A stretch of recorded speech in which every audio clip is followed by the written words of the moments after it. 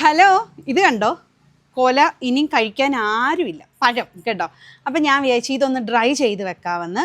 അപ്പം നമുക്ക് എങ്ങനെയാണെന്നൊന്ന് കണ്ടാലോ. ഇതിൻ്റെ അത്ര ടിപ്സ് ഉണ്ട് പെട്ടെന്ന് ഡ്രൈ ആയി കിട്ടാൻ. അപ്പം ഞാൻ ഇതിനായിട്ട് ആദ്യം ഇത് ഡ്രൈ ആക്കാനുള്ളൊരു പാത്രം എടുത്തിട്ടുണ്ട് കേട്ടോ. അപ്പം നമുക്കിത് ഇവിടോട്ട് വെക്കാം, ഇതങ്ങോട്ട് നീക്കി വെക്കാം. ആദ്യം നമ്മളൊരു പാത്രം എടുക്കുക, അതിലോട്ട് നെയ്യോ എണ്ണയോ ഇങ്ങനെ തൂത്ത് കൊടുക്കുക. നെയ്യാകുമ്പോൾ ഭയങ്കര ടേസ്റ്റാണ് കേട്ടോ. വേണ്ട, ഒരു പഴമെടുത്ത് ഇത് ഇരിഞ്ഞ് എല്ലാവർക്കും അറിയായിരിക്കും, പക്ഷേ ഞാൻ ചെയ്യുന്നതും കൂടെ ഒന്ന് കാണിച്ചു തരാം. പെട്ടെന്ന് നമുക്ക് കഴിക്കാമല്ലോ കളയാതെ.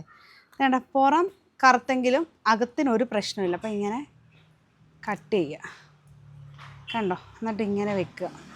പഴമെല്ലാം ഞാൻ അരിഞ്ഞ് നല്ല സെറ്റാക്കിയിട്ടുണ്ട്. ഇനി നമുക്കിതിൻ്റെ പുറത്ത് കുറച്ച് നമ്മുടെ ഹണിയും കൂടെ പുരട്ടി കൊടുക്കാം, തേൻ. അപ്പോൾ തേനും കൂടെ പുരട്ടി കൊടുത്താൽ പെട്ടെന്ന് നമുക്ക് ഡ്രൈ ആയി കിട്ടും കേട്ടോ. അപ്പോൾ ഇതൊന്ന് പരീക്ഷിച്ച് നോക്കേ. അപ്പം ഇതിങ്ങനെ എല്ലാം ഫുള്ളൊന്ന് തേച്ച് പിടിപ്പിച്ചിട്ട് നമുക്കിത് വെയിലത്ത് കൊണ്ടുവെക്കാം. ഇനി അതേണ്ട ഞാൻ ഇങ്ങനെ നെറ്റൊക്കെ ഇട്ട് വെയിലത്ത് വെച്ച് ഉണക്കാൻ പോവാണേ. ഇതൊരു 5 ദിവസം കൊണ്ട് ഉണങ്ങി കിട്ടും.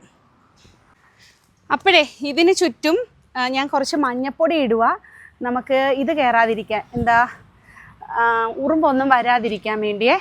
ഇത്ര ഇടുന്നതെന്ന് വെച്ചാൽ ഈ മഞ്ഞപ്പൊടി ചീത്തയായതായിരുന്നു, എന്ന് വെച്ചാൽ കാറ്റ് കയറി ചീത്തയായിപ്പോയി. അതുകൊണ്ട് സെറ്റായി കഴിയുമ്പോൾ ഞാൻ കാണിച്ചു തരാവേ.